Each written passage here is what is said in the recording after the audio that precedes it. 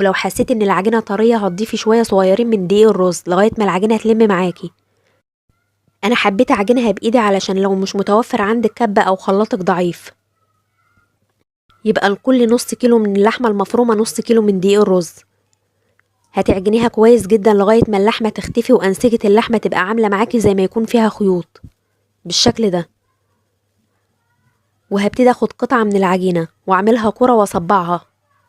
لو لقيتها بتتشكل معايا بسهولة ومش بتلزق في الايد كده تمام، العجينة جاهزة معايا. ودلوقتي هدهن ايدي بالزيت وهبتدي اشكل الكفتة او اصبعها صوابع متوسطة، وممكن تعملوا منها كور او اقراص وتقدروا تعملوها بالطول اللي عايزينه على حسب رغبتكم. واقفلها من فوق ومن تحت زي ما حضراتكم شايفين علشان ما تفتحش معايا بعد القلي وبعد ما تتحط في الصلصة. وهكمل باقي الكمية اللي معايا بنفس الطريقة.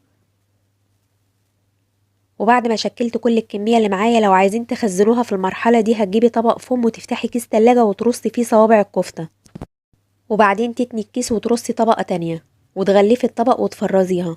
وممكن تفرزيها مقلية بعد ما تبرد، هتحطيها في كيس تلاجة وتفرزيها وتطلعي على قد استخدامك. وهبتدي في طاسة على النار في زيت ساخن انزل بصوابع الكفتة علشان تتحمر. واول ما تبتدي تاخد لون هبتدي اقلبها بالشكل ده.